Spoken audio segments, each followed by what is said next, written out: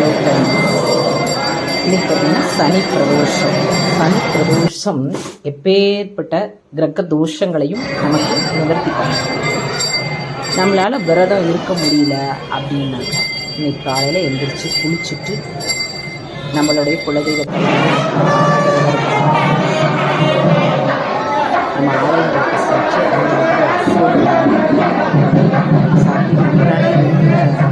பொருட்கள் வந்து அரிசி நமச்சிவாய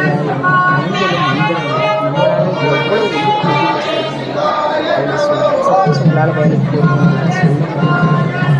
நீங்கள் இருக்கிற இடத்துலையே ஓம் நமச்சிவாயா அப்படின்னு சொல்லுங்கள். அவ்வளோ ஒரு சிறப்பு வாய்ந்தது இந்த சனி பிரதோஷம். நம்ம மற்ற பிரதோஷங்களுக்கு போக முடியலனாக்க நம்ம இந்த சனி பிரதோஷத்துக்கு போய் நம்மளுடைய காலடி இந்த சிவாலயங்களை படுவது அவ்வளோ விசேஷமானது. இது வந்து பார்த்திங்கனாக்கா அவிநாசி லிங்கேஸ்வரர். இங்கே வந்து அவிநாசி எப்பர், அதாவது காசிக்கு நிகரானவர் இவர். இங்கேயும் போய் நம்ம வழிபட்டோம்னாலும் இந்த தலத்தில் வழிபட்டாலும் நம்மளுடைய குழந்தைகளுக்கு ரொம்ப நல்லது. இந்த கோவில் வந்து இங்கே இருக்கிற இந்த முதலை வந்து பார்த்திங்கன்னா முதலை வாயில் குழந்தை வாயில் சிக்கன மாதிரி அது ஒரு கதை இருக்குது. நான் இன்னொரு முறை வீடியோவில் போடுறேன். இங்கே குளமும் இருக்குது. இந்த குளத்தை பார்த்தாவே அவ்வளோ நல்லது, சிறப்பு வாய்ந்தது அப்படிம்பாங்க. நீங்கள் உங்களுக்கு டைம் இருந்தால் ஒரு டைம் வந்து அவிநாசி லிங்கேஸ்வரருக்கு நீங்கள் போயிட்டு வாங்க.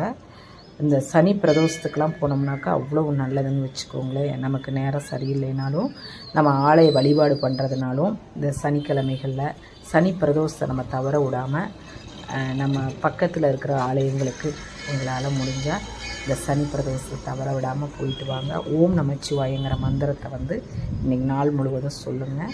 தேங்க்ஸ்.